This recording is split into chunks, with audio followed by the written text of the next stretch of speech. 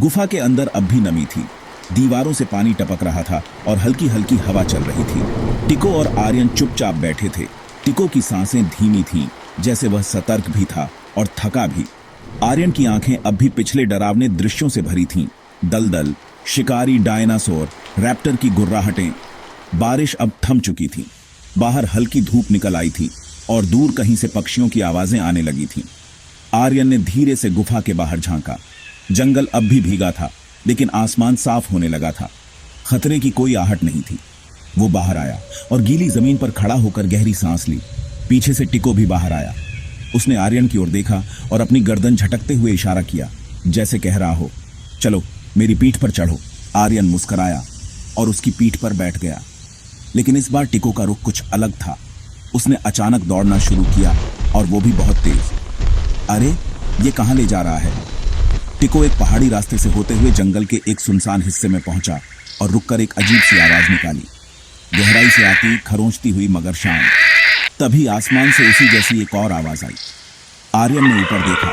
एक उड़ता हुआ प्राचीन जीव हवा में गोल चक्कर काटता हुआ नीचे आने लगा। वो था एक छोटा मगर तीव्र गति से उड़ने वाला टेरोसॉर। उसके पंख चमकदार थे और सिर पर एक सींग जैसी संरचना थी। टेरोसॉर उतरते ही टिको के पास आया और दोनों के बीच एक अनोखा संवाद शुरू हुआ, एक अजीब सी भाषा में, जिसमें गुर्राहट, सीटी और कंपन शामिल था। ऐसा लग रहा था जैसे वो एक दूसरे को बहुत पहले से जानते हों। टिको और टेरोसॉर ने एक साथ आर्यन की ओर देखा और आर्यन धीरे धीरे उसके पास गया। टेरोसॉर ने अपना सिर झुकाया और आर्यन के हाथ पर अपनी चोंच को हल्के से रगड़ दिया। आर्यन ने भी धीरे से उसके सिर पर हाथ फेरा, कठोर पर कोमल एहसास। कुछ ही देर में टेरोसॉर ने अपने पंख फैलाए और आर्यन को इशारा किया। आर्यन बिना हिचकिचाए उसके पीठ पर चढ़ गया। उसके हाथ टेरोसॉर के सिर पर निकले हुए सींग पर कसकर जम गए और फिर शुरू हुई एक रोमांचकारी उड़ान। टेरोसॉर आसमान की ओर तेजी से ऊपर उठा। नीचे का जंगल छोटा होता गया। आर्यन की आंखों में आश्चर्य और आनंद की चमक थी। उसने नीचे झांका। हरियाली से ढके मैदान में दौड़ते हुए कई डायनासोर दिखाई दे रहे थे। कुछ छोटे, कुछ बहुत ही विशाल। हवा में ताजगी थी और दिल में उड़ने का रोमांच।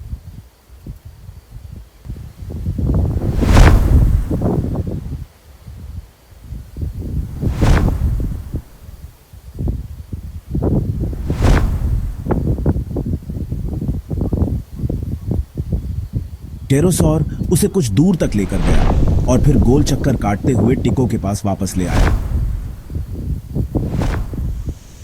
आर्यन जैसे ही नीचे उतरा, उसके बैग में रखे ट्रांसमीटर से तेज बीप की आवाज आने लगी।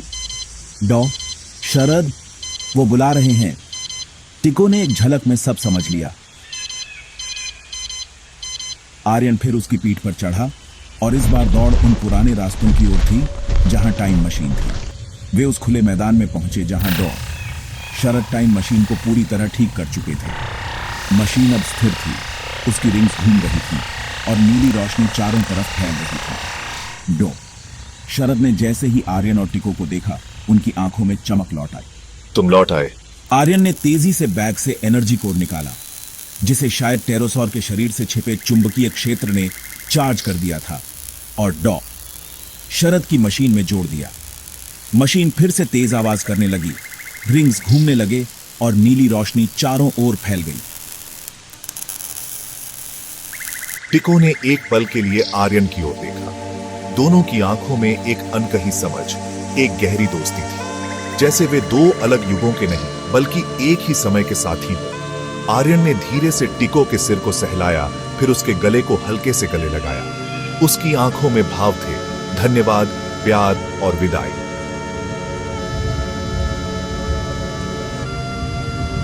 तैयार हो?